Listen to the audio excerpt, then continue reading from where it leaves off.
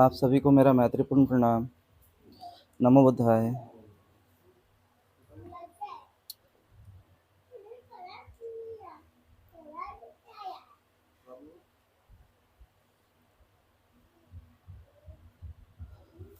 बुद्ध ने ढेर सारी चीज़ें लोगों के लिए और लोगों की भलाई के लिए, मानव कल्याण और मानव चेतना के विकास के लिए ढेर सारी बातें कही। उनमें से कुछ ही बातें हम तक पहुंच पाई है और उस कुछ में भी हम कुछ परसेंट ही उसके जानते हैं। धर्म के जो धार्मिक ग्रंथ है त्रिपिटक, हमें ऐसा लगता है कि बुद्ध के शुरुआत से लेकर अंतिम तक वो सारी बातें उसमें लिखी हुई, लेकिन ऐसा नहीं। बुद्ध के बुद्धत्व प्राप्ति करने के 20 साल के पश्चात, जब वो उनकी उम्र 55 साल थी, उस समय जाके सारिपुत ने संघ की बैठक की और जाकर के उन्होंने ये बातें रखी प्रस्ताव कि बुद्ध ने अब तक जितनी भी बातें बोली है वो हमने उसे नोट डाउन नहीं किया है, मीन्स उसे स्मरण में नहीं रखा। उस समय लिखने की परंपरा तो थी नहीं, याद करने की परंपरा थी। इसीलिए 55 साल के बाद आगे का सिर्फ देखने जाए तो 25 साल बाकी सारी चीज़ों को याद रखा गया, क्योंकि 80 साल वो जिए और उन 25 साल का भी मैं कहता हूँ कि वो त्रिपिटक में नहीं लिखा हुआ है। उनमें जो महत्वपूर्ण विषय थे उन्हीं को ही नोट डाउन किया गया, बाकी सारे विषय छोड़ दिए गए। और अगर जो भी विषय अगर उसमें मिलते हैं वो विषय के कुछ ना कुछ अर्थ है और किसी खास कारणों से वो सारे विषय को रखा गया त्रिपिटक में।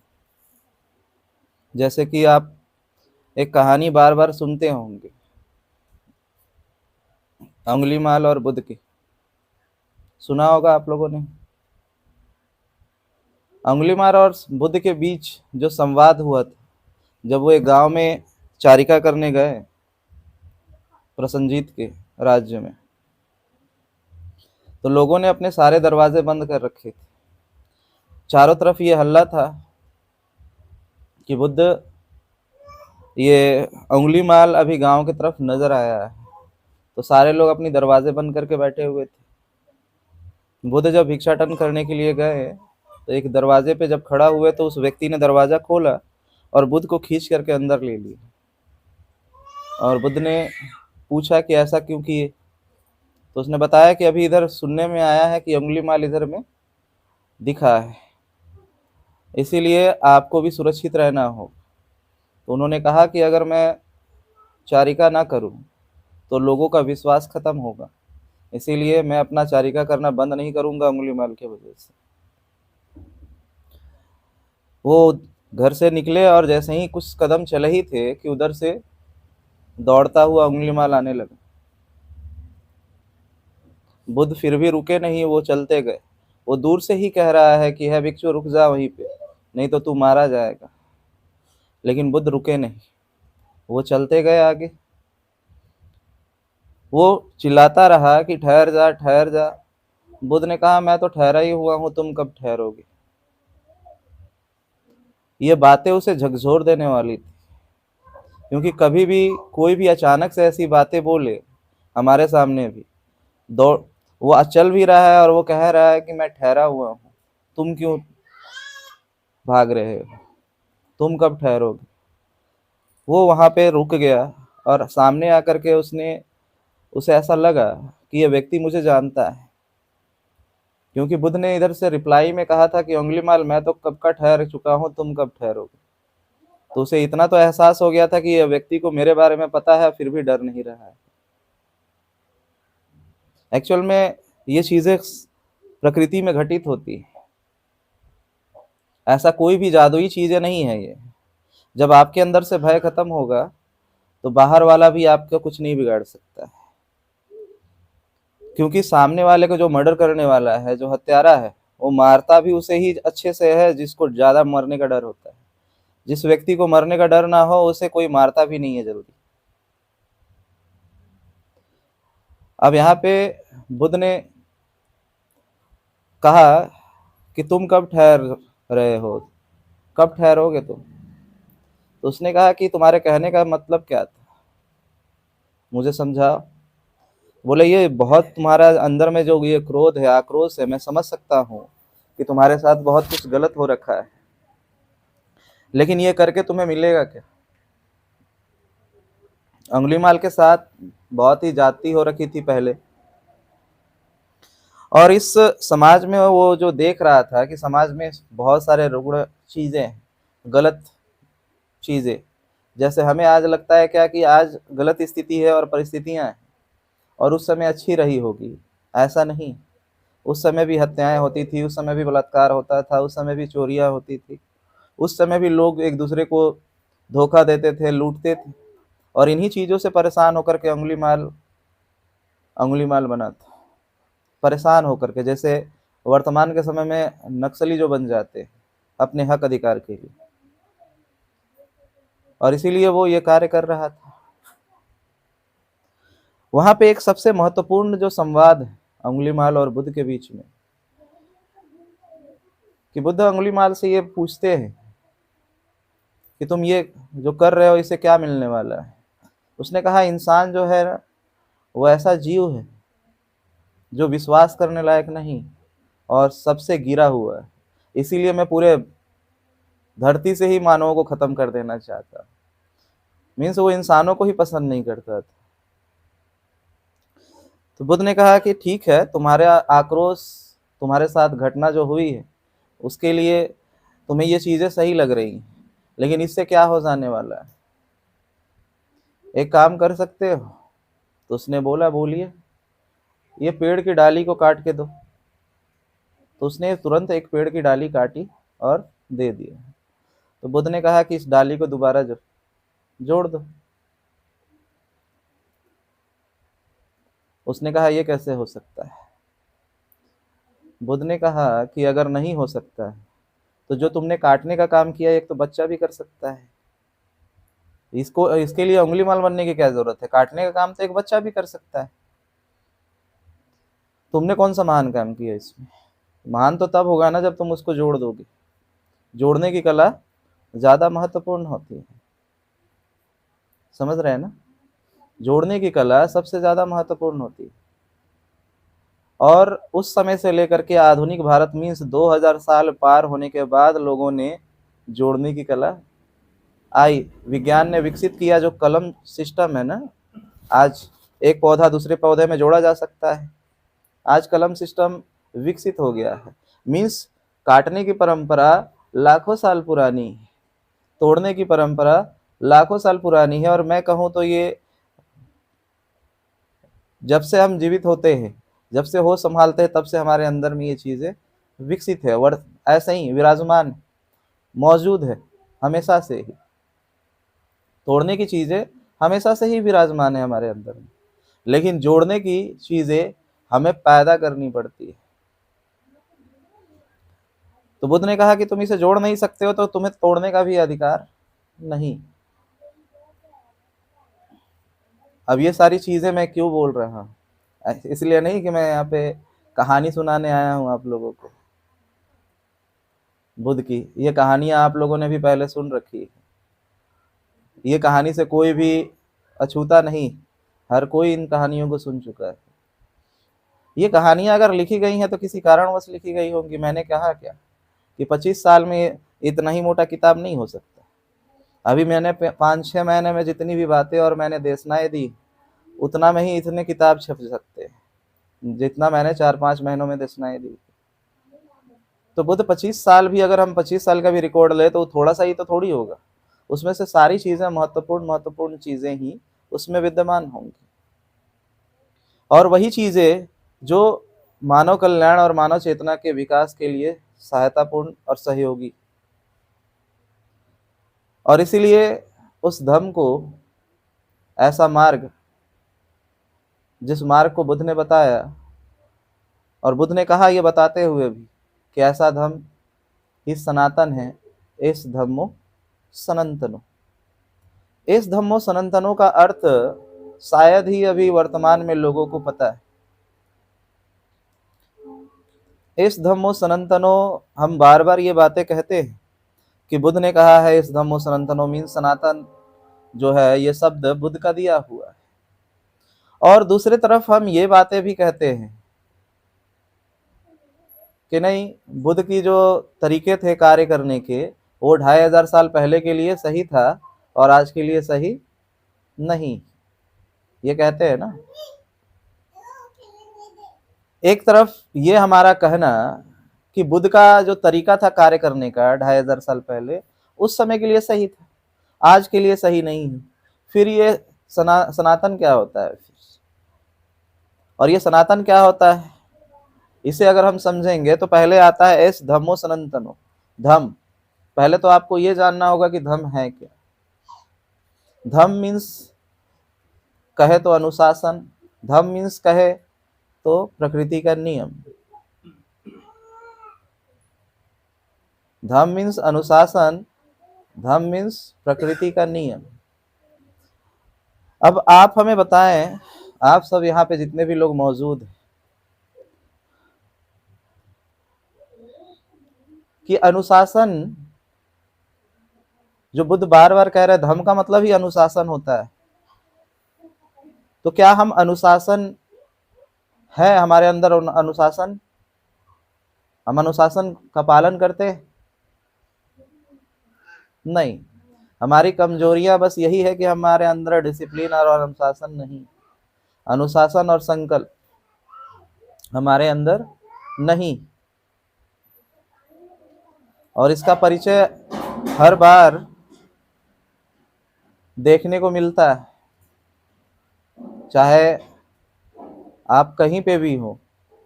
आज से नहीं, हम लोग एक दूसरे को बहुत सालों से जानते हैं।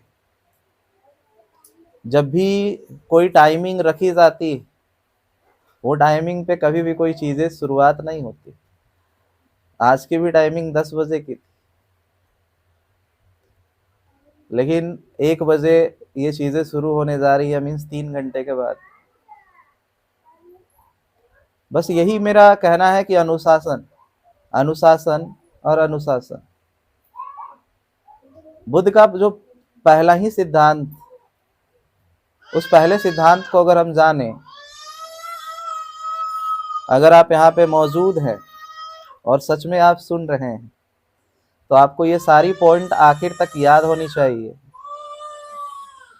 कि बुद्ध के जो प्रथम सिद्धांत, वो प्रथम सिद्धांत ही है कि दुख का कारण तुम स्वयं। और ये सिद्धांत मैं कहता हूं कि वर्तमान के समय में ना भिक्षु संघ मानता है, ना भारत में जितने भी राजनीतिक, सामाजिक और धार्मिक नेतृत्व करने वाले और उसके कार्यकर्ता, चाहे वो धार्मिक हो, सामाजिक हो या राजनीतिक, कोई भी इसे स्वीकार नहीं करता।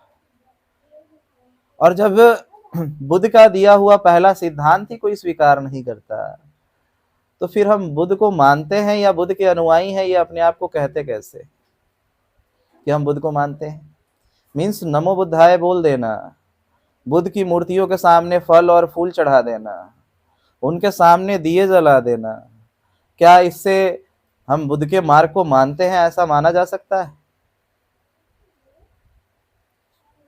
सही कह रहे धीरन जी? मीन्स नमो बुद्धाय बोल देने से हम बुद्ध का सिद्धांत, बुद्ध को मानते हैं, ऐसा कहा जा सकता है? पहला सिद्धांत जहां पे कोई भी इसे हजम नहीं कर पाता है, और ना ये पहला सिद्धांत गृहस्थ जीवन जीने वाले लोग स्वीकार कर पाते हैं, ना ही राजनीतिक व्यक्ति स्वीकार कर पाता है, ना ही सामाजिक व्यक्ति स्वीकार कर पाता है। और ये लोग नहीं करते हैं तो थोड़ा देर के लिए माना भी जा सकता है। धार्मिक लोग भी जो धम्म को मानते हैं, बुद्ध के धम्म को, वे भी नहीं मानते। अब आपको लग रहा होगा कि हम कैसे नहीं मानते हैं, तो अलग से ये चीजें उदाहरण देने की जरूरत नहीं, और मेरी बातों को एक खास बुद्ध के एक मार्ग के द्वारा सुनने की कोशिश कीजिएगा। अष्टांगिक मार्ग में एक मार्ग आता है सम्यक दृष्टि। सम्यक दृष्टि में बुद्ध कह रहे हैं कि अगर जो बातें तुम्हें दृष्टि ऐसी रखना, सम्यक रखना मीन्स किसी चीज को देखना, तो दृष्टि का मतलब दो चीजें आती हैं, एक आंख से देखना और कान से सुनना, इन दोनों को दृष्टि में ही कहा जाता है। क्योंकि किसी चीज का हम जजमेंट कब करते हैं? देखकर या सुन करके। और जरूरी नहीं कि जो चीजें आप देख रहे हैं वो सच ही हो, वो कृत्य सामने हो रहा होगा, लेकिन जरूरी नहीं है कि आप जो देख रहे हो वो सही ही हो सकता है आपने किसी को तुरंत किसी जानवर को मारते हुए देखा और आपने कह दिया कि ये हत्यारा है, लेकिन हो सकता है कि वो जानवर को मार इसीलिए रहा है क्योंकि वो अपने आप को बचाना चाहता है। तो जो आप देखते हो जरूरी नहीं कि वही सत्य है। जैसे हम लोग ही कभी कभी लोगों तक चले जाते थे और उनसे चंदा मांगते थे, तो लोगों को कभी कभी जो बाहर से देखने वाले हैं उन्हें लगता था कि ये लोग भिखमंगे। मीन्स बाहर से देखने के लिए अलग अलग चीजें नजर आती हैं, लेकिन उन्हें अंदर का पता नहीं है जब तक वो हमें देख ना ले कि हम करते क्या है।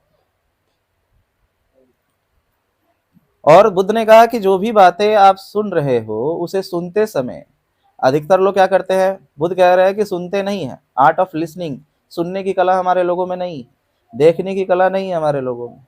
इसीलिए तो उन्हें बताना पड़ रहा है।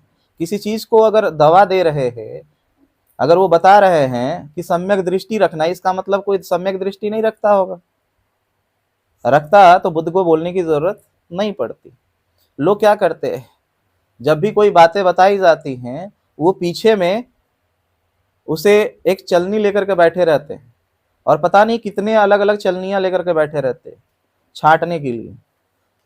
वो सुनते समय ये भी दिमाग में रख रहे होते हैं कि ये बातें मैंने कभी किताबों में पढ़ी कि नहीं पढ़ी, ये बातें मैंने कभी किसी यूट्यूब पे सुना या नहीं सुना, मैंने ये बातें कहीं पे किसी बड़े गुरु से सुना या नहीं सुना। मीन्स पीछे हम चलनी भी कर रहे होते हैं, उसे छांटने का काम कर रहे होते हैं, और पीछे चेक भी कर रहे होते हैं कि ये जो बातें बोली जा रही हैं ये क्या सत्य है या नहीं। और उसी समय हो सकता है कि हम काउंटर करने का भी प्लान बना रहे होते हैं कि ये बातें जैसे ही बोलेगा उसके बाद हम इसको काटेंगे। तो बुद्ध कह रहे हैं ये सम्यक दृष्टि नहीं। जब तुम सुन रहे हो तब सिर्फ सुनने का काम करो, और सुनने के बाद उसका आकलन करना, चिंतन मंथन करना, और चिंतन मंथन करने के बाद तुम्हें जब लगे कि वो गलत है तो फिर बातें उठाना।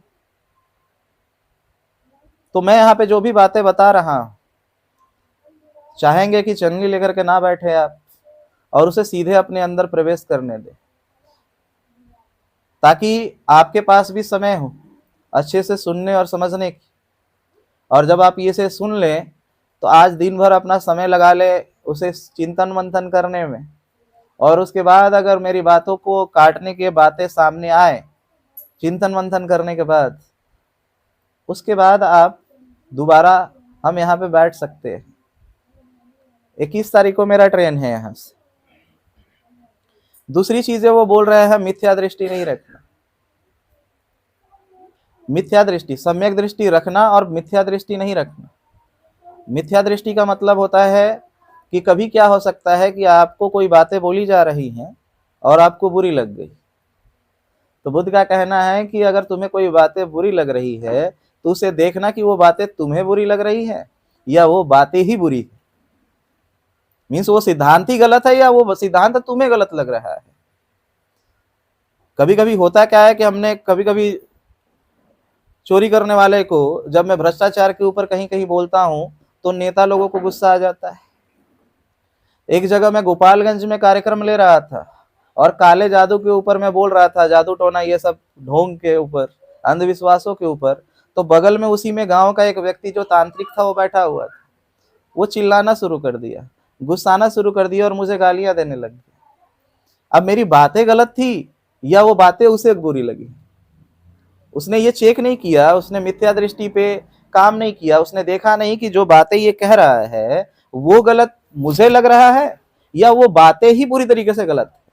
तो आपको ये भी देखना है, अभी जो 1 घंटा आप कम से कम बैठेंगे यहाँ पे, कि मेरी बातें आपको बुरी लग रही है या मेरी बातें बुरी हैं या मेरी बातें आपको बुरी लग रही हैं। इसीलिए इसे चेक करने के लिए मैंने पहले ही पैमाना बता दिया, सम्यक दृष्टि और मिथ्या दृष्टि। अब हम जाते हैं जो पहला ही सिद्धांत बुद्ध का, वो पहला सिद्धांत ही यही है कि दुख का कारण आप स्वयं। अब ये बात कौन कह रहा है? स्वयं बुद्ध कह रहे हैं।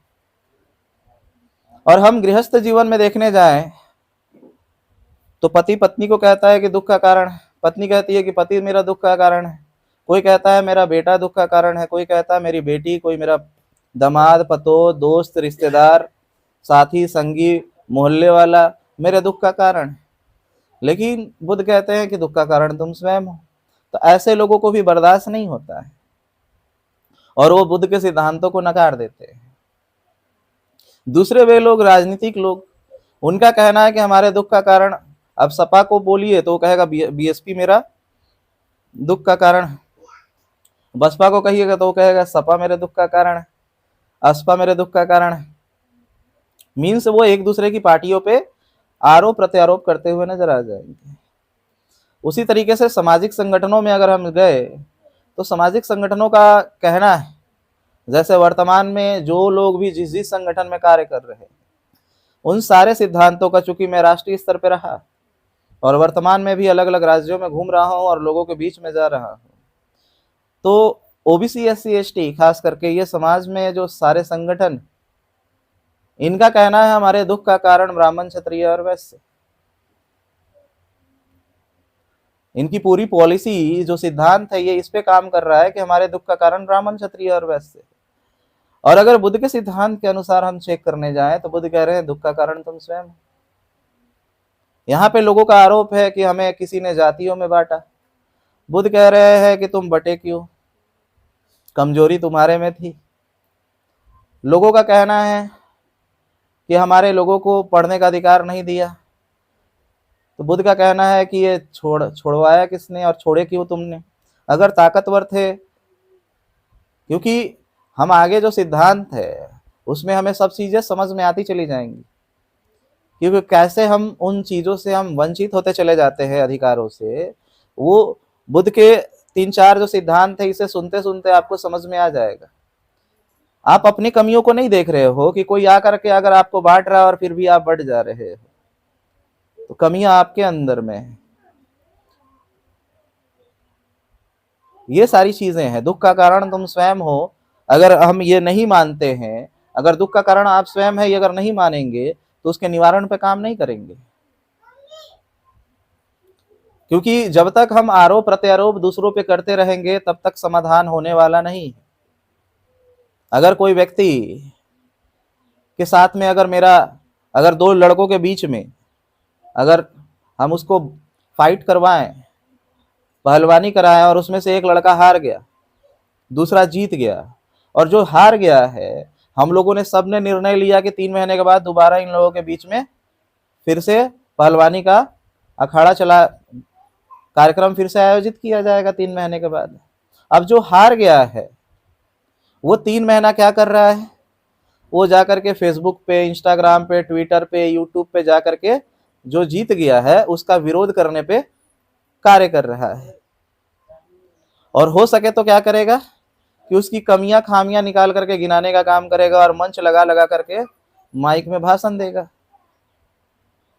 और इसी प्रकार हो सके तो वो 3 महीना अपना गुजार देगा। अब 3 महीना गुजर गया, अब आप ही लोग हमें बताएं कि 3 महीने बाद दोबारा इन दोनों के बीच में अखाड़ा होगा तो कौन जीतेगा? वही जो पहले जीता था। उसका कारण क्या है? मीन्स उसने अपने दुख का कारण, मीन्स अपने हारने का कारण सामने वाले को मान बैठा। और जैसे ही उसने सामने वाले को मान बैठा, उसने अपने आक्रोश को, अपने गुस्से को किस पे निकाला? उसकी बुराई और उसकी निंदा करने में। उसकी बुराई करने में निकाल दिया समय, उसकी निंदा करने में अपना सारा समय निकाल दिया। और वो 3 महीना बाद जब उन दोनों के बीच में फिर से युद्ध होगा तो कौन जीतेगा? जो पहले जीता था। और पहले वाला अब पहले से भी ज्यादा ताकतवर हो चुका है, क्योंकि वो 3 महीना बैठा हुआ थोड़ी, वो इसके जैसा बेवकूफियत तो किया नहीं कि 3 महीना बैठ करके भाषणबाजी करते रहे। उसने 3 महीने और मेहनत की। अब इसे करना क्या था? इसे करना ये था कि जो उस पहलवानी में अगर उसने हारा तो उसे चेक करना था बुद्ध के जो सिद्धांत 4 आर्य सत्य, ये 4 आर्य सत्य जीवन के फॉर्मूलाज है और बहुत ही बेहतरीन फॉर्मूला है। बाकी जैसे पाइथागोरस का फॉर्मूला जो है वो दूसरी चीजों में फिट नहीं बैठेगा, केमिस्ट्री का फॉर्मूला में फिट नहीं बैठेगा, पाइथागोरस का किसी चीज का दूसरे में फिट नहीं बैठेगा। लेकिन ये 4 आर्य सत्य का जो फॉर्मूला है जो बुद्ध ने दिया, दुख है, दुख का कारण, दुख का निवारण और दुख मुक्ति के उपाय, ये सारे जगहों पे फिट बैठता है। आप किसी भी फील्ड में आप चले जाएं जीवन के, उसमें ये फिट बैठना शुरू कर देगा। तो अगर उसको क्या करना था, उसे देखना था कि अगर मैं हारा हूं तो मुझे दुख हुआ है, तो इसका कारण क्या है। अगर वो अपने कारण को खोजता और ये मानता कि दुख का कारण मैं स्वयं हूं, तो वो क्या देखता, अपने कारणों को देखता कि मैं स्टेमिना की वजह से हारा, मैं पावर की वजह से हारा, मैं स्टेबिलिटी, ये हमारे अंदर में टेक्निक की कमी थी, किस चीज की कमी थी, डाइट का कमी रह गया था, खान पान का कमी रह गया था, किस चीज का कमी रह गया था, उसे वो चेक करता। और वो अगले 3 महीने क्या करता, अपनी कमियों पे जो उसने कारण खोजा कि मैं इस वजह से हारा हूं, तो उसका निवारण क्या करना होगा, तो हमें उस पर काम करना होगा।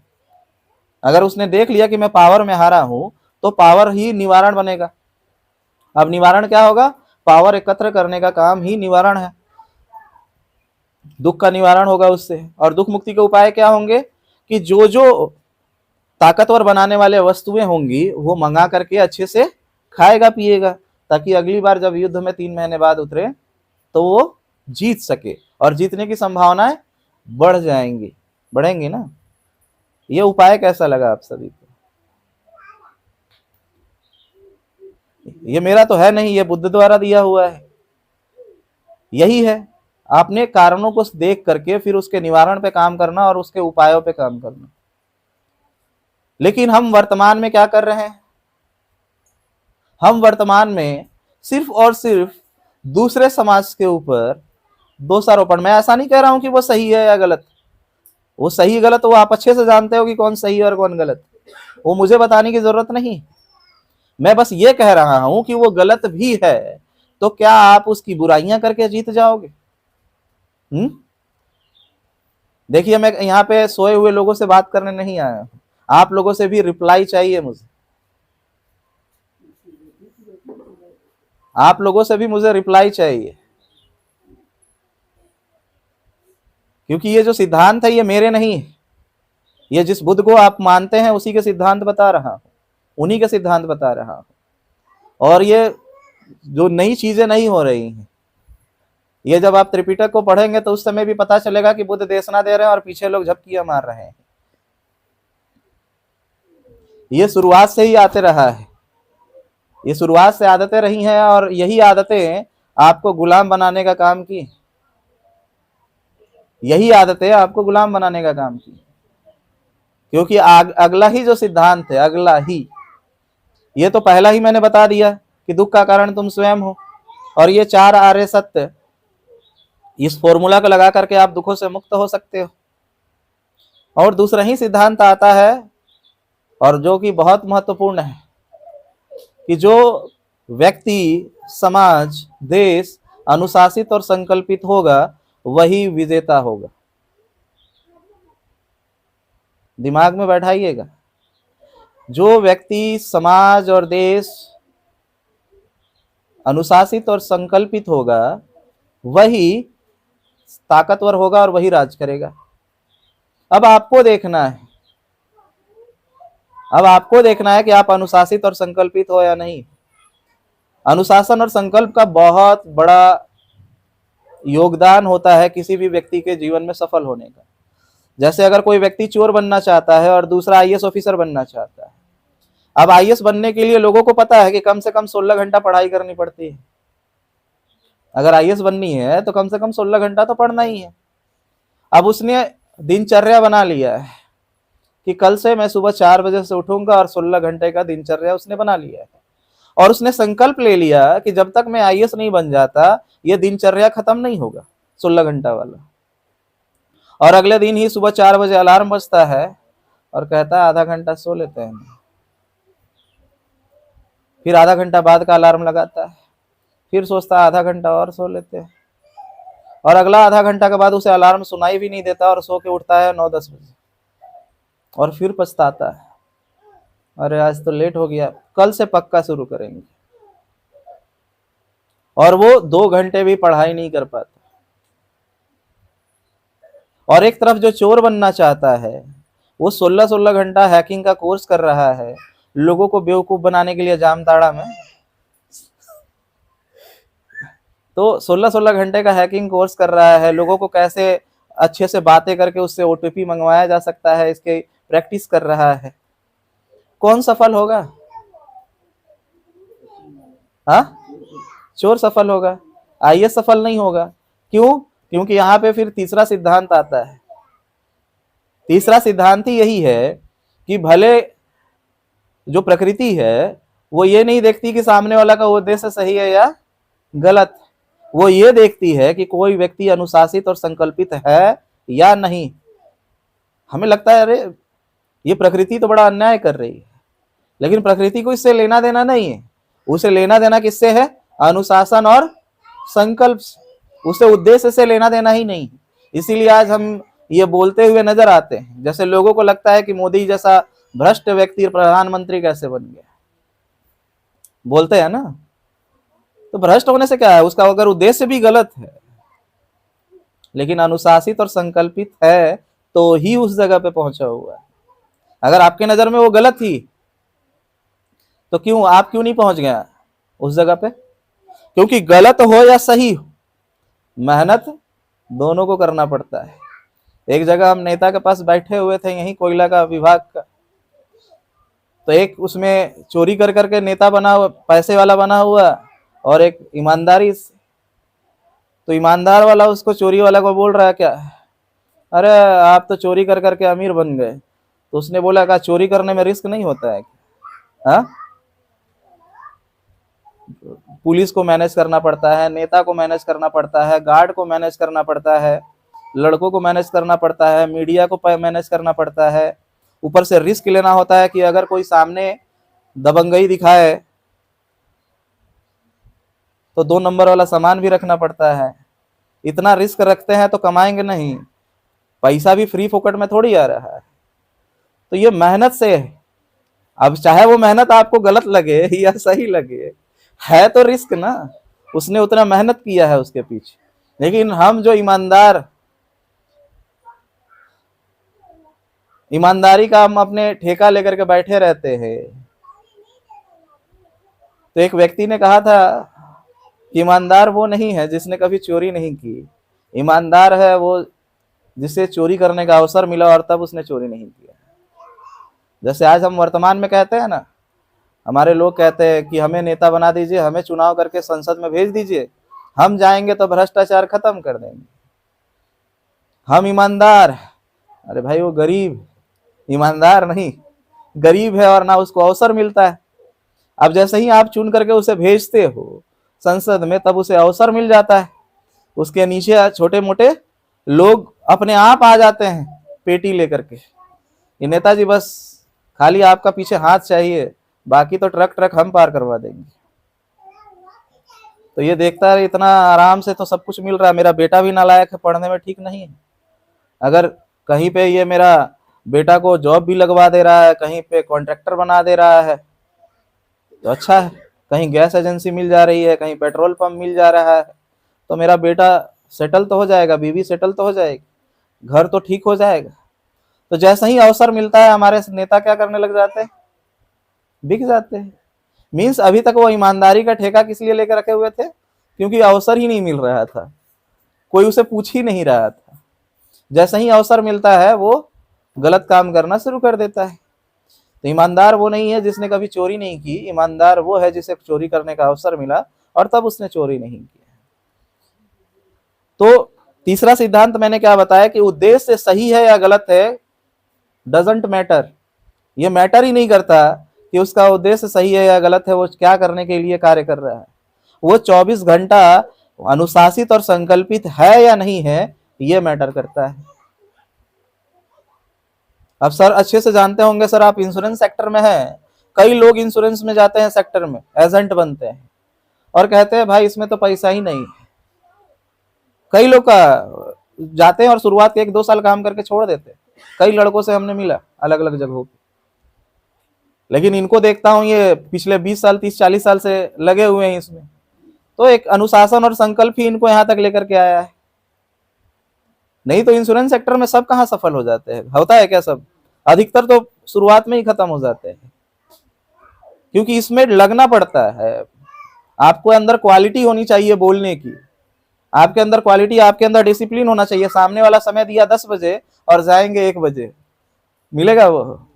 हो इनको 15 मिनट पहले जाना होता होगा कि पहले ही जाकर के थोड़ा इंतजार कर लेंगे, ज्यादा बेटर होगा।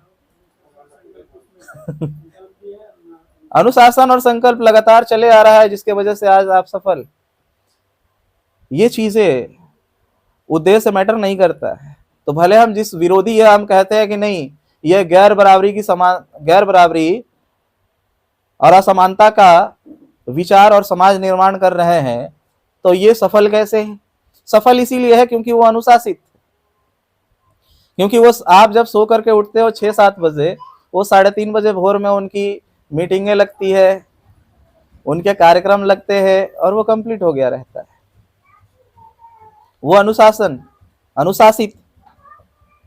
जिस भी प्रधानमंत्री या जिस भी नेताओं को आप, या जिस भी समाज और वर्ग के व्यक्तियों का आप विरोध करते हो,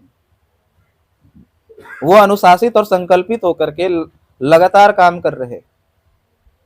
और यहां मैं 6 साल से हूं इस भौरा में, लेकिन आज तक कोई भी कार्यक्रम टाइम पे शुरू नहीं हुआ है। ये आप स्वयं जानते हैं, बड़ी भांति जानते हैं। अब जो चौथा सिद्धांत है, ये हो सकता है अपच वाला सिद्धांत। ऐसा मैं इसलिए कह रहा कि आगे यही है कि मैंने क्या बताया कि जो अनुशासित होगा और संकल्पित होगा वही विजयी होगा, वही ताकतवर होगा, वही राज करेगा। अब बात है कि जो ताकतवर होगा वो गुलाम का शोषण करेगा ही करेगा, कमजोर का शोषण करेगा ही करेगा। यह चौथा सिद्धांत है। ताकतवर कमजोर का शोषण करेगा ही करेगा, यह प्रकृति का नियम है, प्रकृति का नियम है। लेकिन हम कहते हैं नहीं नहीं, क्योंकि हम कमजोर है तो हमें लगता है नहीं नहीं, हम हमारा कोई शोषण करे, ऐसा कैसे हो सकता है? ये तो गलत है ना। गलत आपको लग रहा है, लेकिन ये गलत प्रकृति के द्वारा नहीं। अगर गलत होता, कई जगहों पे मुझसे ये बातें पूछी भी गई कि आप इसे कैसे कह सकते हैं कि ये ताकतवर कमजोर का शोषण करेगा, ये प्रकृति का नियम है। तो हमने वहां पे कई लोगों से पूछा, आज यहाँ आप लोगों से भी पूछता हूँ, यहाँ बैठे हुए सारे लोगों में कितने लोग नॉनवेज खाते हैं?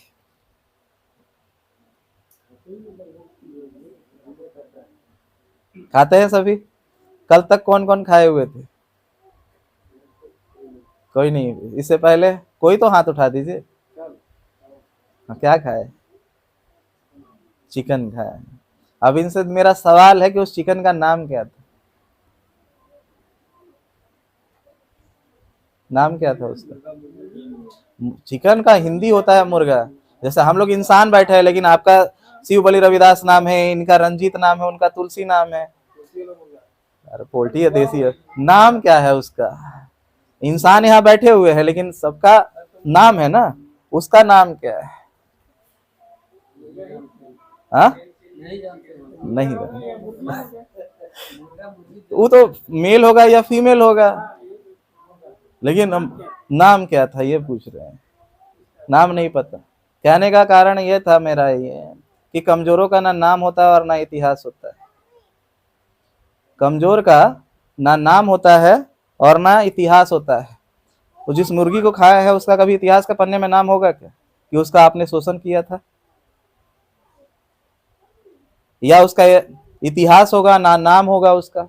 इतिहास के पन्ने में ना उसका लिखा जाएगा और ना उसका नाम ही होगा। कमजोर का ना नाम होता है और ना इतिहास होता है, वो ऐसा ही मारा जाता है, उसका कोई गिनती नहीं होता है। नाम और इतिहास तो सिर्फ ताकतवर लोगों का होता है, विजेताओं का होता है। अब आपको निर्धारित करना है कि आपको विजेता बनना है या ये मुर्गी की तरह मरते रहना है। नहीं तो लोग प्रतिदिन पैदा होते हैं ना, प्रतिदिन लोग, हजारों लोग पैदा हो रहे हैं, हजारों लोग मर रहे हैं, कीड़े मकोड़ों की जिंदगी जीते हैं और फिर मर जाते हैं। क्योंकि इंसान है, और इंसान का अगर जीवन का कोई उद्देश्य ना हो तो फिर वो कीड़े मकोड़ों की तरह ही, क्योंकि कीड़े मकोड़े भी क्या करते हैं, पैदा होते हैं, खाते पीते हैं, बड़े होते हैं, बस उसमें यही चीज नहीं होता कि विवाह नहीं होता है, प्रजनन करते हैं, बच्चे पैदा करते हैं, बुढ़ाते और मर जाते हैं। आप में और उसमें बस इतना ही अंतर है कि आप कपड़ा पहनते हो और विवाह करते हो, बाकी सारा काम वो भी करता है। अपने घर वालों के लिए खाना इकट्ठा करना, खाना की खोज करना, खाना लाना, ये सारा काम वो भी करते हैं। लेकिन आप फिर इंसान होकर के फिर आपका क्या उद्देश्य रह गया? तो बुद्ध का कहना है कि सिर्फ और सिर्फ जीवन का उद्देश्य होना चाहिए कि कोई कल्याण है तो, नहीं तो फिर आप नॉर्मल इंसानों की तरह, अगर क्या उस समय लोग पैदा नहीं हुए होंगे? बुद्ध के समय ढेर सारे लोग थे। आज जानते हैं क्या उनके बारे में? नहीं जानते हैं, नहीं जानते हैं ना। तो कमजोरों का ना इतिहास होता है और ना नाम होता है, ये दिमाग में बैठा लेना चाहिए आप लोगों को। अब बात यहाँ पे आती है कि आपको कमजोर बन के रहना है या ताकतवर बनना है, क्योंकि कमजोरों का शोषण होगा ही होगा, ताकतवर कमजोर का शोषण करेगा ही, क्योंकि आप भी कर रहे हो, मुर्गी का शोषण कर रहे हो, बकरे का शोषण कर रहे हो, मछली का शोषण कर रहे हो। अगर मुर्गी का भी अगर कोर्ट होता, थाना पुलिस होता, वकील होता, तो जाके उसकी माँ केस ना कर देती कि मेरा बेटा को मार करके चिकन बिरयानी खा गया है? करती कि नहीं करती? क्योंकि उसका कोर्ट और नहीं है, कोर्ट नहीं है, थाना नहीं है, उसका वकील नहीं है, तो हम आराम से मार के खा रहे हैं उसे।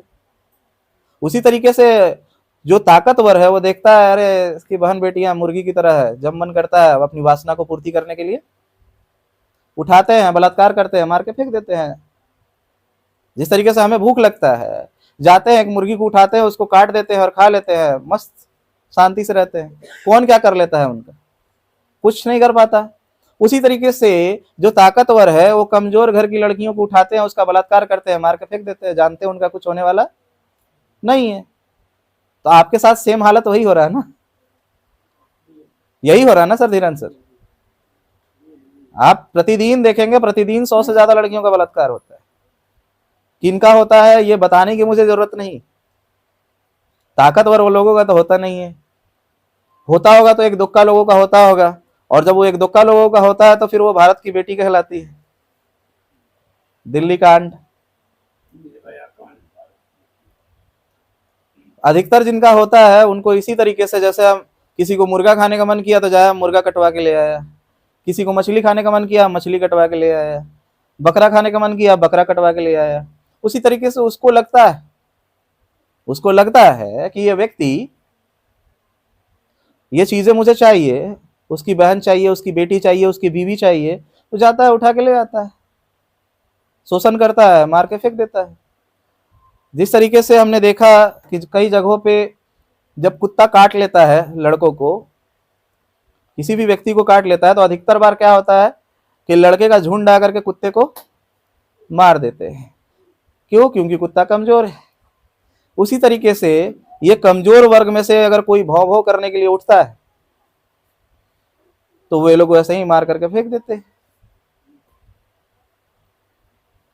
आप ये चीजें भी मुझे बताने की जरूरत नहीं है। कुत्ते की मौत मरते हैं लोग हमारे, क्योंकि वो ताकतवर है, वो जानते हैं कि कितना भी कुछ भी कर लो, मर्डर करो, चाहे उसके साथ कुछ भी करो, आने जाने वाला कुछ है नहीं। फिर बात आती है कि ये कानून व्यवस्था, कानून व्यवस्था आपको भी इतना बता दूं कि कानून उसी तरीके से है जिस तरीके से जो मकड़ी जो जाल बनाती है तो उसमें छोटे मोटे कीड़े तो फंस जाते हैं और बड़े कीड़े जानवर उसे फाड़ के निकल जाते हैं। उसी तरीके से आज कानून का हालत है। जितने भी बड़े बड़े लोग वो कानून से डरते नहीं, उनके लिए तो 12 बजे रात में भी कोर्ट खुल जाता है। खुला है कि नहीं खुला है? बेटाइम कोर्ट खुला है। ऐसा नहीं है कि कोई चीजें मैं नया बता रहा हूँ, इस भौरे में कई कांड हुए। क्या हो गया? जो मर्डर करने वाले हैं, किसको नहीं पता है कि उसने मर्डर किया था या किसने मारा था, लेकिन आज वो बेखौफ घूम रहे हैं, बेखौफ जीते हैं। क्यों? कानून उनका कुछ नहीं कर सकते, क्योंकि वो ताकतवर, वो इस जाले में फंसने वाले नहीं। इसीलिए इस समाज को तो खास करके दिमाग से निकाल देना चाहिए कि किताब आपकी रक्षा कर सकती है। किताब के ना हाथ है ना पैर है, वो किताब आपकी रक्षा नहीं कर सकती है।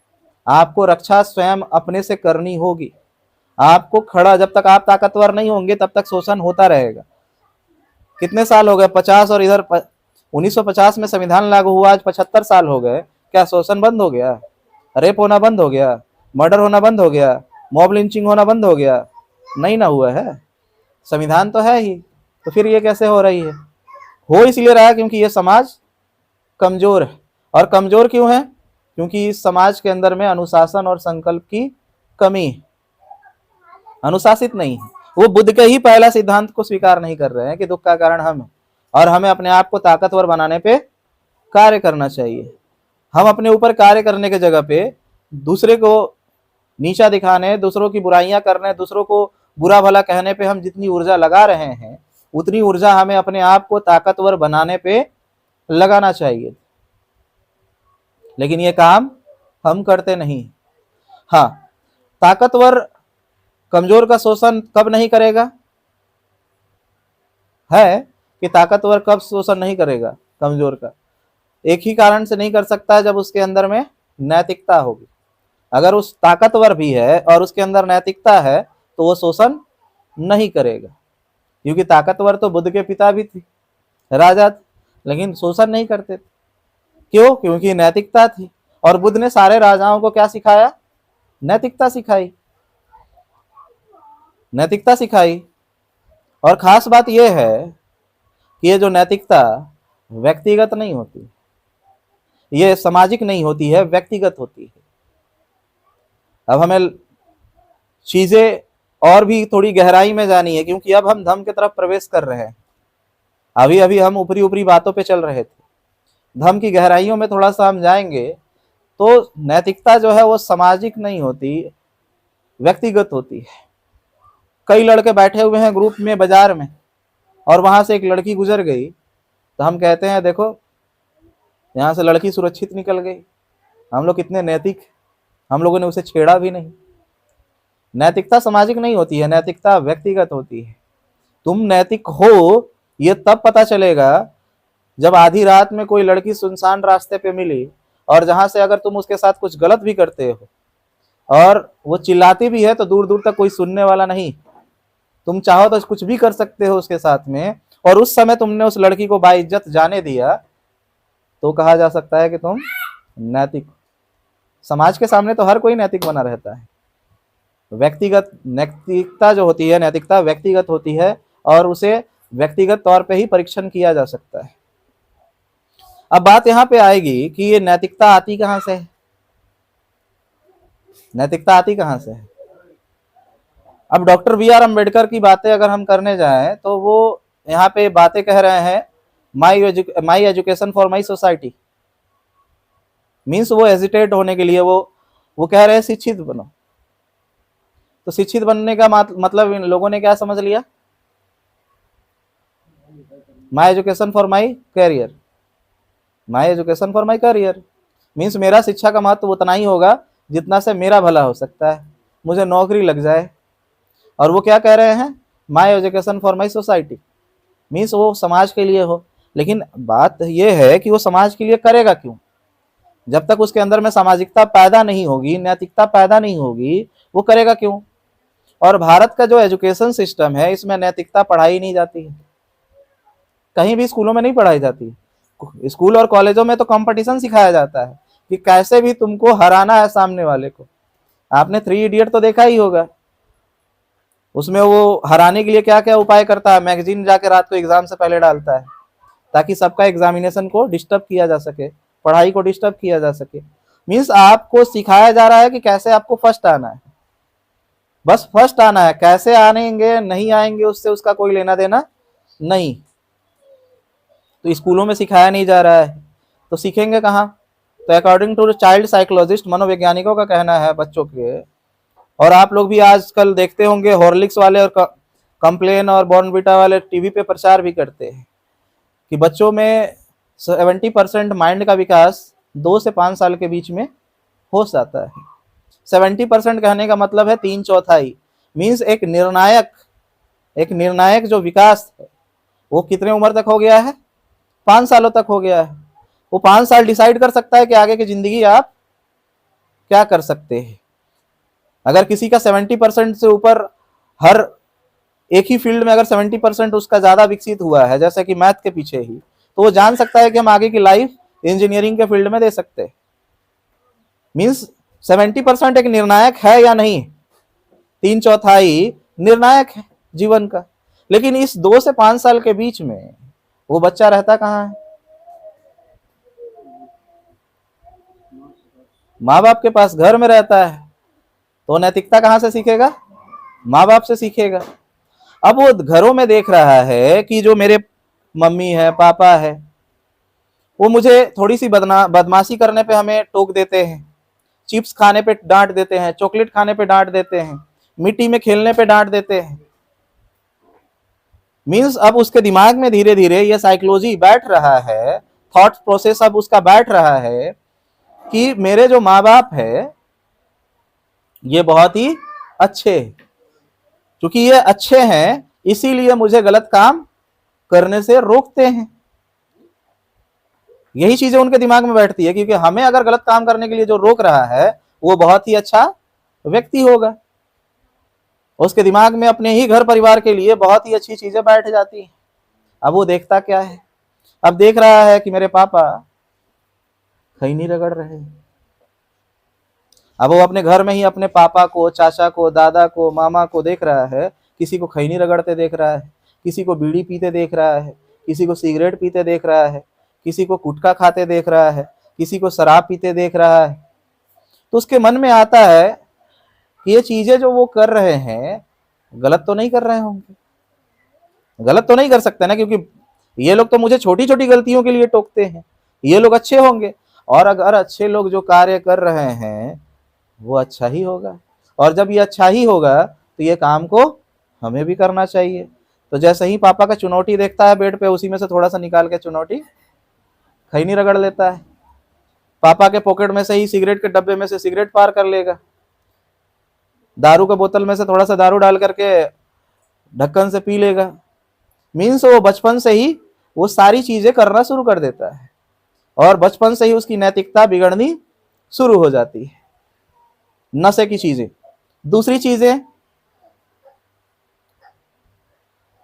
दूसरी चीजें अगर हम देखने जाएं तो माँ बाप में से कोई भी आज के समय में तो दोनों, पहले तो सिर्फ पिता ही कर्ज ले सकता था, आज माताओं के नाम पे बहुत कर्ज मिल रहा है।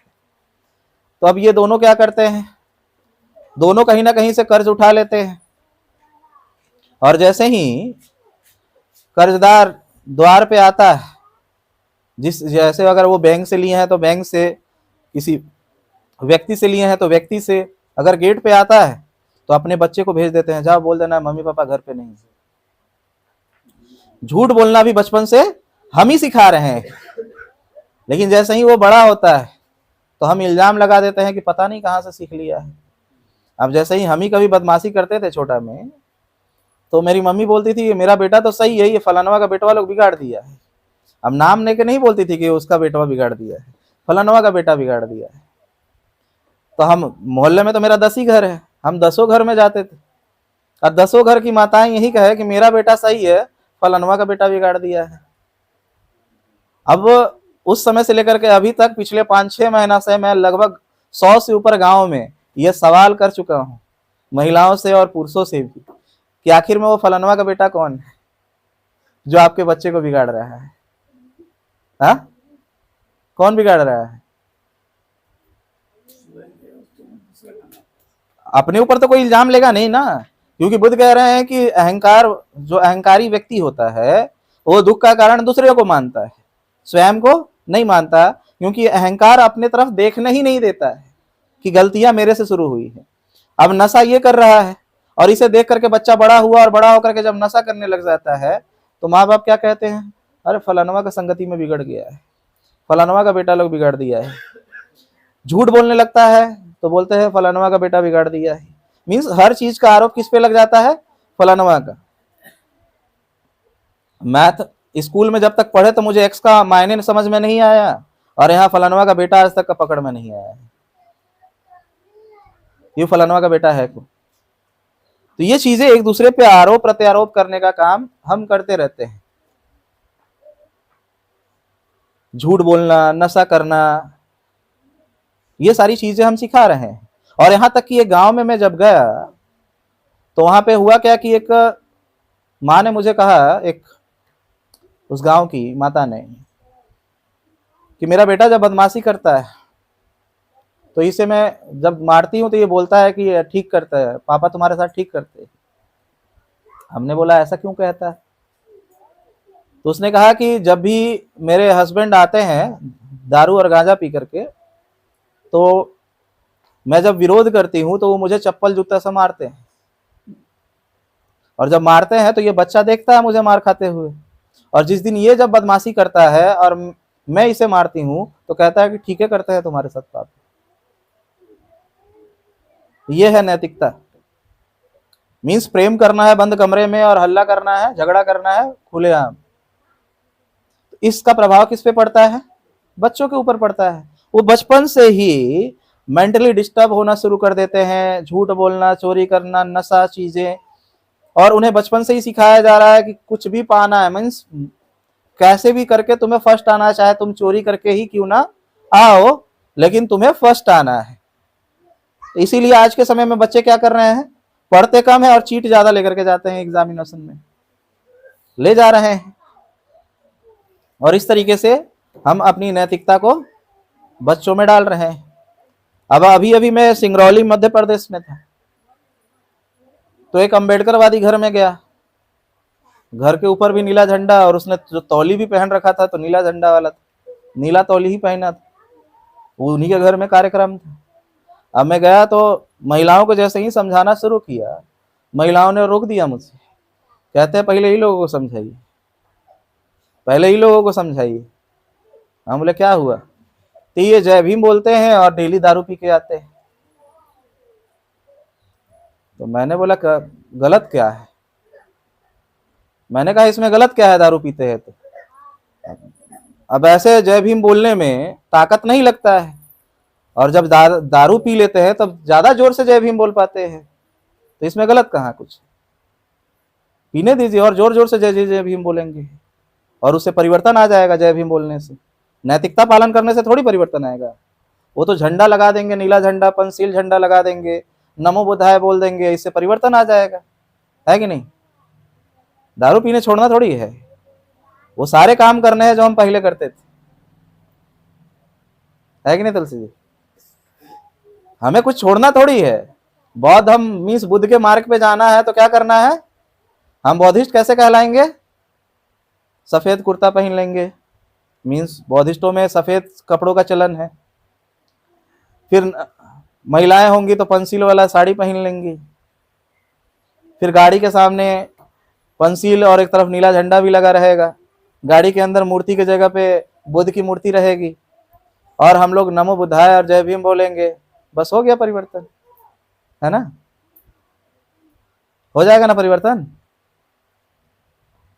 मीन्स हम जो उधर थे वही इधर, ना हमारा झूठ बोलना छूटा, ना हमारा नशा करना छूटा। बुद्ध से जब सारीपुत ने कहा कि बुद्ध, हम ना आपकी जो वाणियां हैं उसे सूत्रबद्ध कर रहे हैं ताकि हम जनरेशन बाय जनरेशन इसे ट्रांसफर कर सके। बुद्ध ने कहा ये करने से कुछ फायदा नहीं होने वाला है, मेरी वाणियों को तुम लिख करके भी रख लो, इससे कुछ नहीं होने वाला है। तो सारीपुत कहते हैं काहे नहीं होगा कुछ? तो फिर क्या करना होगा? उन्होंने बोला तुम सूत्र लिख भी लो और सूत्र का ट्रांसफर भी कर दो, इससे नहीं होने वाला कुछ भी। जब तक कि आचरण करने वाले लोग नहीं होंगे तब तक कुछ होने वाला नहीं। आज लोग क्या कर रहे हैं? अरे बौद्ध हम जानते हो बड़ा महान है, तो कैसे महान है? तो इसमें झूठ बोलना, चोरी करना, हिंसा करना, मांसाहार करना, व्यभिचार करना सब मना है, ठीक है। और हम वही कर रहे हैं। अब हमने सूत्र इनको बताया, ये जाके उनको बता रहे हैं, वो उनको बता रहे हैं, वो उनको बता रहे हैं, सब जुड़ गया। लेकिन सब क्या कर रहा है? कर वही रहा है, लेकिन सूत्रों का ट्रांसफर कर रहा है कि हमारा पंचशील बहुत महान। देखा, हमने कपड़ा चेंज कर लिया है, कपड़ा हमने चेंज कर लिया है। बुद्ध ने कपड़ा चेंज करने के लिए कहा था? कपड़ा चेंज करने के लिए कहा था कि आचरण चेंज करने के लिए कहा था? आचरण में बदलाव लाने के लिए कहा था। लेकिन हम कपड़ा चेंज करके ही हम सोचते हैं कि हमने आचरण बदल लिया है। आज वर्तमान में मैं कहता हूं 90% से एबव, या मैं कहूं 95% से एबव लोग धम्म की किताबें नहीं पढ़ते। नमो बुद्धाय जरूर बोलते हैं, लेकिन धम्म की किताबों से दूर दूर तक उसका कोई रिश्ता नाता नहीं है, ना उनके मार्ग से कोई भी रिश्ता नाता है। तो नैतिकता व्यक्तिगत होती है, सामाजिक नहीं होती। और वह नैतिकता 5 साल की उम्र तक विकसित होता है। अगर हम जिस तरीके से बच्चों में डालेंगे, उसी तरीके से बच्चे बड़े होकर के विकसित होंगे और बड़े होकर के वो काम को करेंगे। हम बच्चों में ही संस्कार नहीं डालते और वो बड़ा होकर क्या कर लेंगे। जब मैं भारत यात्रा के लिए, पैदल यात्रा के लिए जब मैं निकला, पहला ही दिन मेरी यात्रा ही शुरू हुई थी 14 अप्रैल से, नेपाल बॉर्डर से। और मैं निकला ही था कि उसी गांव के लोगों ने मुझे रोक लिया, कार्यक्रम था उसमें, और हमें कहा कि बनते जी आप अभी मत जाइए, ये शाम में यहाँ कार्यक्रम होने वाला है, यहाँ रुकिए। तो मैं वहां रुक गया, मुझे बैठा दिया गया एक जगह पे आराम से चौकी पे, और वो लोग अपनी रैली की तैयारी कर रहे थे। और धीरे धीरे सारे लड़कों को इकट्ठा किया जा रहा था वहां पे रैली के लिए। इकट्ठा तो किया गया, लेकिन सारे के सारे लड़के एक दूसरे को माँ बहन की गालियां दे रहे थे। सारे लड़के एक दूसरे को माँ बहन की गालियां दे रहे थे। ये संस्कार उनके माता पिता ने सिखा रखा था, और उनमें से कोई भी लड़का स्कूल जाने वाला नहीं था। और सबने अपने माथे पे नीले झंडे और गले में भी नीले झंडे रख लिए। और उसके बाद मैं बैठा था तो ऐसा टेबल रखा हुआ था, तो टेबल पे ला करके संविधान किताब रखा गया। तो मैंने जब संविधान को उठा करके देखा तो उसका एक एक पन्ना अभी न्यू था। मीन्स उस संविधान किताब को खरीदा क्यों गया था? फोटो खिंचाने के लिए। तो संविधान मानने वाली किताब नहीं है, फोटो खिंचाने वाली किताब घोषित हो चुकी है वर्तमान में। वर्तमान में संविधान फोटो खिंचाने वाली एक पॉपुलर किताब हो चुकी है। जिसे भी अपने आप को अम्बेडकरवादी दिखाना है, उसको बस फोटो दिखाना है, पढ़ने की जरूरत नहीं है। क्योंकि एक बार और मैंने पूछा भी था, याद है आप लोग को, घर पे पूछा था ना पिछले साल मैंने, ईमानदारी से सब कोई बताइए कि कितने लोगों ने संविधान के 395 आर्टिकल्स को पढ़ा है। याद किसको है मैं नहीं पूछ रहा हूँ, पढ़ा कितने लोगों ने? किसी ने भी हाथ नहीं उठाया। उस दिन भी मैंने कहा था कि जिस लोगों ने संविधान पढ़ा नहीं है वो संविधान को बचाएंगे कैसे? जो संविधान को खत्म करने के लिए बैठे हुए हैं वे संविधान को रटे हुए हैं, तभी तो खत्म कर रहे हैं ना। खत्म ही वही कर सकता है जिसने रट रखा है, उसको जानता है। और हम कह रहे हैं, हम प्रतिदिन पोस्ट देखते हैं कि हम संविधान को खत्म नहीं होने देंगे, मर मिटेंगे, जान लुटा देंगे, खत्म नहीं होने देंगे। उन्हें पता नहीं है कि 106 आर्टिकल्स चेंज हो चुके हैं। 395 आर्टिकल्स में 106 आर्टिकल्स में संशोधन किया जा चुका है, और हम कह रहे हैं कि हम उसे कुछ होने नहीं देंगे। ये हमारा सिर्फ एक भ्रम है। और नैतिकता को लेकर के और भी सारी चीजें हैं, जैसे बिहार झारखंड में या यूपी में भी, मध्य प्रदेश में भी मैंने ये देखा कि वहाँ शादियों में गाली देने की प्रथा है। और बिहार में भी मुझे एक शादी में बुलाया गया था कार्यक्रम में कि जैसे ही बारात आएगी तो आपको आधा घंटा देशना देना है और उसके बाद आगे का होगा जयमाला, ये सारी चीजें। मुझे पंडाल के पीछे बैठा दिया गया खाना वाना खिला करके, और फिर मुझे स्टेज पे चढ़ने ही नहीं दिया गया। महिलाएं चढ़ी स्टेज पे और इतना सुंदर सुंदर मिर्जा गालिब का शायरी में गालियां दे रही थी। मिर्जा गालिब की जो शायरियां हैं वो शायरी में बैठा बैठा के दे रही थी। तो अगले दिन मैंने महिलाओं से पूछा भी कि आप ये क्या कर रहे हो, क्या आपके बच्चे कल रात में कान में रुई डाले हुए थे? तो बोले नहीं। मैंने बोला जितनी गालियां आपने दी है उतना तो बच्चे ने सीख लिया है, और कल जब फिर आपको गाली देगा आपको रिटर्न में देगा तो आप क्या कहेंगे, फलाना बेटा बिगाड़ दिया है। ये सारी चीजें हैं। मीन्स नैतिक शिक्षा किसी भी एंगल से हम उस पर सौंप नहीं रहे। दूसरी नंबर पे आती है, पहले नंबर पे नैतिक शिक्षा आती है और दूसरे नंबर पे स्कूली शिक्षा आती है। क्योंकि जब भारत में शिक्षा का स्तर नहीं था, उस समय बिहार में मुख्यमंत्री आपका था, झारखंड में मुख्यमंत्री आपका था, यूपी में मुख्यमंत्री आपका था, और जैसे ही शिक्षा का स्तर बढ़ गया है वैसे ही आपके तीनों राज्य में मुख्यमंत्री अब या तो किसी के समर्थन से बने हुए और या तो है ही नहीं है, क्योंकि पढ़े लिखे लोगों की संख्या बढ़ती गई है। लेकिन पढ़े लिखे तो है लेकिन भ्रष्ट है, पढ़े लिखे हैं लेकिन वो भ्रष्ट है, नैतिकता नहीं है उनके अंदर में। तो मेन इंपॉर्टेंट चीजें यहाँ पे है कि नैतिकता डेवलप करना सबसे जरूरी होगा और सबसे जरूरी होता है। अब बात आती है, मैं बार बार एक ही चीज रिपीट कर रहा हूं, नैतिकता नैतिकता नैतिकता। जो भी आईएएस बनना चाहते हैं और लाल बत्ती वाली गाड़ी में घूमना चाहते हैं, अगर उनसे पूछा जाए कि तुम्हें पता है 16 घंटा पढ़ाई करना है, तो बोलेगा हाँ पता है, लेकिन क्या करे, पढ़ नहीं पाते। अब समस्या यहाँ आती है, जैसे उस दिन हम लोग जब बात कर रहे थे तो उन्होंने क्या कहा कि कार्यकर्ता काम नहीं करते। तो कार्यकर्ता क्यों नहीं काम करते हैं, इस पे जोर देना होगा ना। आपको माइक्रो एनालिसिस करते जाना होगा कि आखिर में वो काम क्यों नहीं कर रहा है, ऐसा कौन सी चीजें हैं जो उसको काम नहीं करने दे रही हैं। किसको पता नहीं है, एक बच्चे को भी पता है कि चोरी नहीं करना चाहिए, झूठ नहीं बोलना चाहिए, लेकिन वो कर पाता है क्या, पालन कर पाता है, नहीं कर पाता है। नहीं कर पाने के पीछे का कारण क्या है, नहीं कर पाने के पीछे का कारण क्या है। अब यहां से चीजें आपको बुद्ध के सिद्धांत समझ में आएंगे और जो बारीकियां वाली है। बुद्ध कह रहे हैं कि जब तक किसी भी व्यक्ति के अंदर से काम, क्रोध, लोभ, मोह, राग, द्वेष, ईर्ष्या, अहंकार को समाप्त नहीं कर दिया जाता, तब तक वो समाज का नेतृत्व नहीं कर सकता और एक अच्छा इंसान नहीं बन सकता, बन ही नहीं सकता।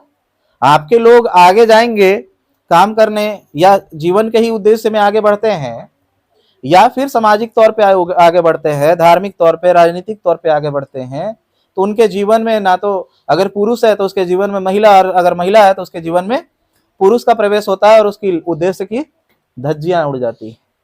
मीन्स काम वासना इंसान को ध्वस्त कर देता है। हर इंसान को उसी ने ध्वस्त किया है, और जब तक इस पे कोई विजय नहीं पा लेता तब तक वो समाज में सफल नहीं हो सकता है। क्रोध,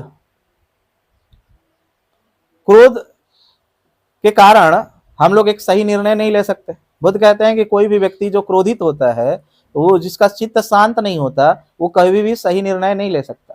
क्रोध में वो गलत ही निर्णय लेता है, और हमारे लोग हमेशा से ही क्रोध में गलत काम करते हैं और बाद में पछतावा करते हैं।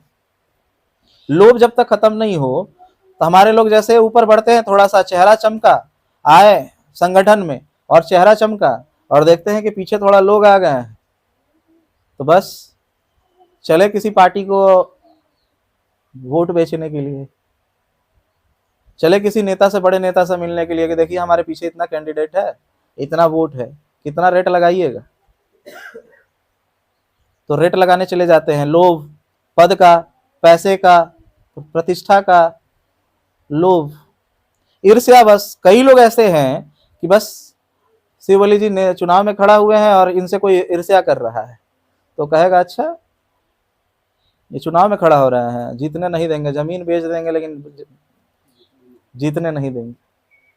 अब ईर्ष्या बस वो लड़ाई लड़ने लग जाते हैं आपस में ही, कोई दूसरा नहीं लड़ रहा है, आपस में ही लड़ने लग जाते हैं।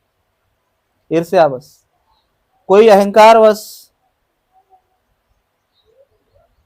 मीन्स ये सारी जो कारण है जिसके कारण इंसान को दुख उत्पन्न होता है और अपने उद्देश्य से वो भटकता है, ये कारण के वजह से वो अपने उद्देश्य से भटकता है। काम के वजह से, कभी क्रोध के वजह से, कभी लोभ के वजह से, कभी ईर्ष्या अहंकार के वजह से वो अपने उद्देश्य से भटकता हुआ जाता है।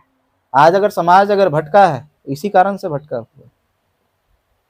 अब बात आती है कि ये पैदा कहाँ से होती है, तो बुद्ध का कहना है कि ये सारी चीजें पैदा ही होती है मन द्वारा। और मन तक ये चीजें पहुंचती कैसे हैं, तो मन तक पहुंचती है हमारी 6 इंद्रियों के माध्यम से। हमारे शरीर में जो 6 इंद्रियां हैं, वो 6 इंद्रियां जी किसी भी चीज को देखती है। अगर किसी ने शराब पिया, मुंह को टेस्ट लगा जीभ को, और जीभ ने इसे सिग्नल भेज दिया किसको? दिमाग, मन को, और मन कहता है कि ये चीजें अच्छी हैं, तो रेगुलर उसे करने लग जाता है।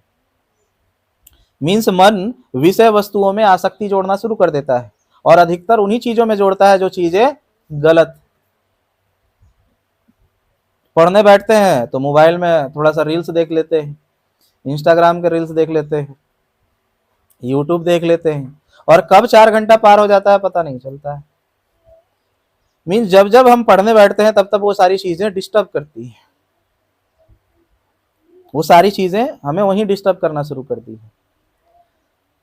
तो मन हमें वो जो उद्देश्य बनाया है उसके प्रति वो जाने नहीं देता, क्योंकि मन से ही सारे दुख उत्पन्न हो रहे हैं। अब बात यह है कि हमने क्या कहा कि जीवन में सफल होना है तो अनुशासित और संकल्पित होना होगा, और मन का स्वभाव ही नहीं है अनुशासित और संकल्पित होना। मन को जैसे ही हम अनुशासन देते हैं कि 4 बजे भोर में उठना है, वो 4 बजे भोर में क्या करता है? बहाना बनाने लगता है कि आधा घंटा और सो लेते हैं ना, आधा घंटा और सो लेते हैं। ये अनुशासन को तोड़ता है। मन को अनुशासन बिल्कुल पसंद नहीं है, मन को संकल्प भी बिल्कुल पसंद नहीं है। किसी दिन आप प्रतिदिन पूरे दिन आप अगर किसी काम में व्यस्त होकर के आपने अनाज नहीं लिया, मीन्स भोजन नहीं लिया काम में व्यस्तता के कारण, और आपको उस दिन भूख नहीं लगेगा। लेकिन अगर आपने संकल्प लिया कि अगले दिन मुझे उपवास रखना है, तो पक्का है कि कल भूख लगने वाला है, पक्का है, कंफर्म आपको भूख लगेगा। आपने संकल्प लिया कि कल 16 घंटा बैठ के पढ़ेंगे, तो पक्का है कि वो आपको पढ़ने नहीं देगा। कोई ना कोई घर में ही काम आ जाएंगे, और नहीं तो बैठेंगे तो मन इधर उधर भटकाने लग जाएगा, क्योंकि मन को अनुशासन और संकल्प पसंद नहीं। लेकिन लोगों ने अभी तक ये जाना है कि हाँ, इसको, ये व्यक्ति को कार्य करता है, इसको काम करने का मन नहीं करता है। क्यों नहीं करता है? क्योंकि काम, क्रोध, लोभ, मोह, राग, द्वेष, ईर्ष्या, इनमें से कोई ना कोई चीजें इसे घेरी हुई हैं, इसे उसका मन काम करने नहीं दे रहा है। और ये व्यक्ति को भी नहीं पता है, जिस कार्यकर्ता के बारे में आप लोग बात करते हैं कि वो काम नहीं करता, उसको भी नहीं पता है कि कौन सी चीजें मुझे पकड़ रही हैं और इसका उपाय क्या है। अब यहां से जाता है बुद्ध का मार्ग उपाय की तरफ। उपाय की तरफ यहां से शुरुआत होता है, जहां पे इंसान की सोचने की क्षमता खत्म होती है, वहां से यहां से शुरुआत होता है कि बुद्ध इसके उपाय क्या बता रहे हैं। बुद्ध कहते हैं कि यह मन जिसे अनुशासन और संकल्प बिल्कुल पसंद नहीं है, इसको वश में कैसे लाना है, इसको वश में कैसे करना होगा। तो उसके 3 तरीके उन्होंने बताए। 3 तरीके क्या? शील, समाधि और प्रज्ञा। 3 तरीके उन्होंने बताए, शील, समाधि और प्रज्ञा, जिसका उपयोग कर हम मन के वश में कर सकते हैं। अब शील का पालन करना, जैसे हम पंचशीलों की बातें आती है कि झूठ ना बोलना, चोरी ना करना, व्यभिचार ना करना, हिंसा ना करना, ये सारी चीजें इसमें आती। अगर इस चीजों का जब हम पालन करते हैं और साथ में हम समाधि मीन्स ध्यान का भी प्रयोग करते हैं, ध्यान, मेडिटेशन, तो जब हम मेडिटेशन करते हैं तो ये हमारा शील का पालन करना मेडिटेशन में सहायता प्रदान करता है।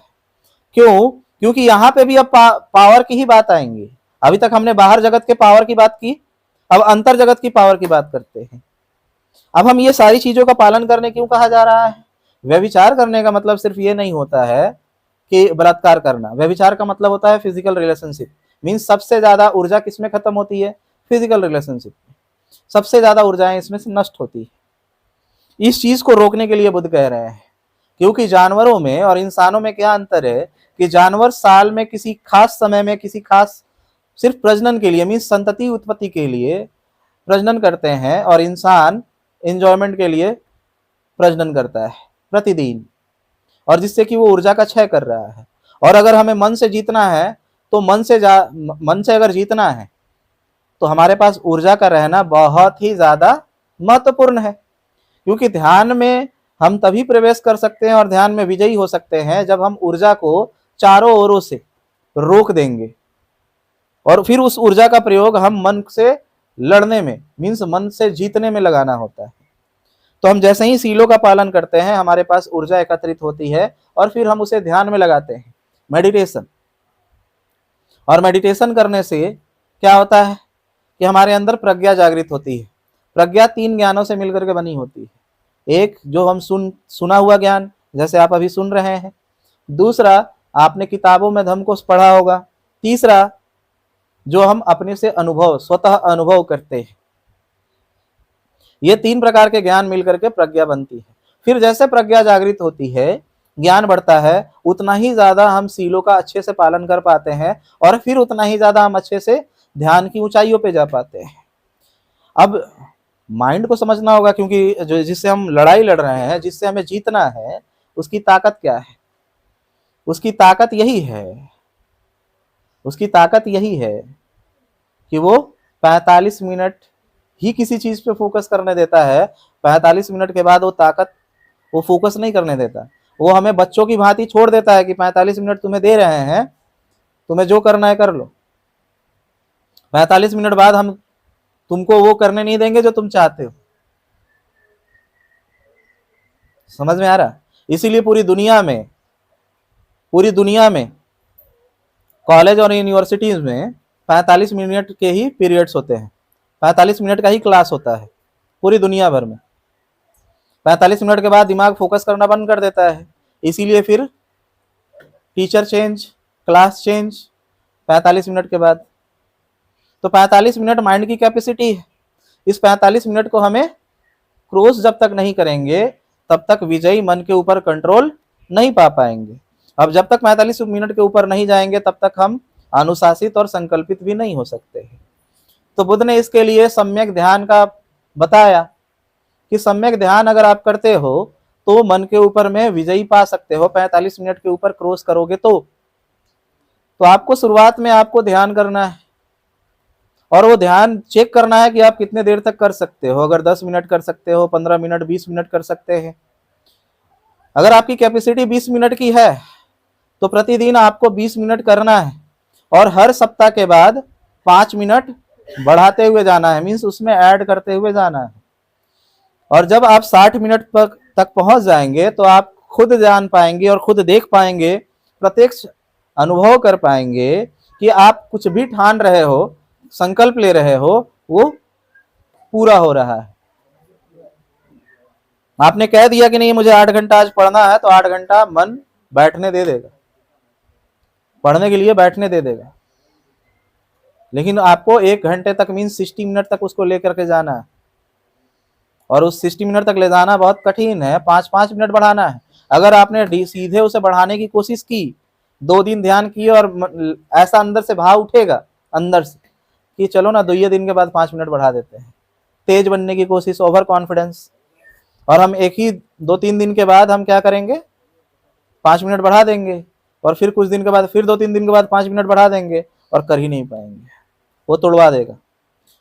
क्योंकि ध्यान में आप जब बैठते हैं तो ऐसा नहीं है कि मन शांति से बैठा हुआ है आपको करने देगा, वो इल्यूजन पैदा करता है। ध्यान में इल्यूजन पैदा करता है। वो आपको क्या करवाएगा, हो सकता है कि आप जब ध्यान में बैठे हुए हो तो आपको चींटी चलने का एहसास दिलवा दे कि आप कान में चींटी घुसने वाला है, आप आंख खोल के देखेंगे चींटी है ही नहीं। कभी आपका पैर में झुनझुनी करवाएगा, कभी हाथ में झुनझुनी होगा और आपने आंखें खोल देनी है। वो इस तरीके से ध्यान को तोड़वाता है। इसीलिए बुद्ध का कहना था कि जब भी मेडिटेशन करने बैठो तो मेडिटेशन में सीधे मत बैठना, पहले 15-20 मिनट एक्सरसाइज, योगा कर लेना। आपको कोई सा भी ध्यान करने से पहले कोई सा भी योगा कर सकते हैं। आपको रनिंग करना है, रनिंग कर लिए, स्किपिंग करना है, तैराकी करना है, किसी ने जुम्बा डांस कर लिया, मीन्स किसी भी तरीके से 15-20 मिनट आपको पसीना निकालना है। चाहे आपने सूर्य नमस्कार कर लिया, ये करने के बाद 15-20 मिनट थकने के बाद फिर आपको मेडिटेशन में बैठना है। और इसे करना 2 समय है, बुद्ध ने कहा 2 समय करने के लिए। तो लोगों ने पूछा कि ये 2 समय करने के लिए क्यों कह रहे हैं? तो बुद्ध ने कहा कि ठीक है, अगर इसे जानना और समझना है तो जाओ एक हलवाई के यहाँ तुम्हें भेजते हैं, वो वाला हलवाई जो फेमस हलवाई है उसके, जाओ और 1 सप्ताह रह करके आना उस होटल में। तो व्यक्ति गया और जाकर के उस होटल में सप्ताह दिन रहा। डेली देखता कि वो हलवाई खाना बनाता तो लोगों को खिलाता, और फिर खत्म। 6 दिन पार हो गया। वो बोला बुध हमको यहाँ भेजे काहे? 6 दिन से ये हलवाई खाली खाना बना रहा, लोगों को खिला रहा, और यही देखने के लिए हमको बुध ने भेजा है यहाँ पे। लेकिन उसके दिमाग में दूसरी बातें भी उठी कि अगर वह बुध ने भेजा है तो कुछ ना कुछ कारण अवश्य होगा। तो उसने कहा अभी तक तो मैं दिन में ही नजर रखता था, अब रात में भी नजर रखूंगा आज भर कि आखिर में होता क्या है। तो रात में जब वो जगा तो देखा उसने कि रात में जब खाना बना लिया, खाना खिला दिया, तो रात में अब वो क्या करता है कि रात में वो बर्तनों को धोता है और फिर सुबह उठ करके फिर उसे पानी से धोता है, धोए हुए बर्तनों को पानी से धोता है और फिर खाना बनाना चालू कर देता है। अब तो उसने सर पे हाथ पीट लिया, क्योंकि कुछ तो किया ही नहीं उसने, रात में तो ध्यान ही नहीं किया। अब उसको क्या समझ में आएगा? अब जाके उसने बुध को कहा कि आप देखिए, आपने वहां पे मुझे भेज करके समय बर्बाद करवाया, वो तो कुछ भी ऐसा कर नहीं रहा था जो आप हमें यहाँ करवाते हो। तो बुध ने कहा कि कर क्या रहा था ये बताओ तो सही। तो उसने बोला कि सुबह में खाना बनाता था, फिर लोगों को खिलाता था दोपहर भर, शाम तक लोगों को खिलाता ही था, रात में गंदे बर्तनों को रगड़ रगड़ के धोता था और फिर सो जाता था, और फिर सुबह उठ करके पानी से उसे धो करके और फिर खाना बनाना शुरू कर देता था। तो बुध ने कहा बस यही समझाना था तुम्हें। दिन भर जब हम कार्य करते हैं, लोगों की सुनते हैं, विचार सुनते हैं, बातें सुनते हैं, या हम बोलते हैं या कोई कर्म करते हैं, तो विचारों का जो मैल है ना, विचारों का जो मैल है वो बहुत जम जाता है शरीर पे, चित्त पे। तो उसे रात में रगड़ रगड़ के धोना मीन्स रात में ज्यादा ध्यान करना है, क्योंकि दिन भर ज्यादा हमने काम किया है। तो रात में रगड़ रगड़ के ध्यान करना मीन्स ज्यादा ध्यान रात में करना है और फिर सुबह भी। तो बुध ने कहा ठीक है, रात में तो समझ में आया है, ये सुबह में काहे करना है? तो बोले रात भर जिस तरीके से वो बर्तन धोने वाला सुबह में बर्तन क्यों धोता है, रात भर में उस पर डस्ट आ जाता है, या कोई कीड़े मकोड़े ही उस पर चल लिए रहते हैं बर्तन पे, रात भर में भी तो डस्ट आ जाता है ना बर्तनों पे, धोए हुए पे। तो उसी तरीके से तुम रात में सपने भी तो देखते हो। तो रात में जब सपना देखते हो तो हमारे मैल जमते हैं विचारों के, क्योंकि सपना भी तो हो सकता है गंदा हो, अच्छा हो, कोई भी विचार हो, है तो विचार ही ना, सपने में विचार ही तो चलते हैं। तो उससे भी तुम्हारे चित्त पे, मन पे मैल जम जाएगा। तो फिर सुबह भी उठ करके तुम्हें ध्यान करना है। तो ये ध्यान आपको सुबह भी करना है और रात में भी करना है, 2 टाइम तो कंपलसरी है। बाकी जो भी समय में आपको लगता है कि आप फ्री हो, या फिर आपका सर दर्द दे रहा है, या फिर बड़ा टेंशन है, चिंता सता रही है, तो फिर आपको ये ध्यान को करने लग जाना है। और कौन से ध्यान को करना है?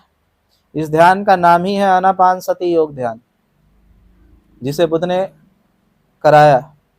अनापान का मतलब, अना का मीन्स होता है श्वास का अंदर जाना, और पान का मतलब होता है श्वास का बाहर आना, और सति का मतलब होता है साक्षी भाव, दृष्टा भाव होकर के उसे अंदर जाते और बाहर आते देखते रहना। जिस तरीके से गेटमैन किसी भी व्यक्ति को अंदर आते और बाहर जाते देखते रहता है, लेकिन मन ऐसा करने नहीं देगा। जैसे ही आप आंखें बंद करेंगे तो आप इधर उधर भटक जाएंगे। आप यहाँ बैठेंगे यहाँ पे और पहुंच जाएंगे अपने घर, कभी बाजार में, कभी ड्यूटी पे, कहीं भी पहुंच सकते हैं। उसे खींच करके फिर श्वासों पे ले आना है। तो हम 10 मिनट इस आनापानसति योग ध्यान को करेंगे, और उसके बाद फिर आगे आप लोगों के अगर कोई प्रश्न होंगे या फिर कोई भी बातें करनी है तो आगे हम कंटिन्यू करेंगे। आप लोगों ने मेरी बातों को ध्यान से सुना, इसके लिए बहुत बहुत धन्यवाद।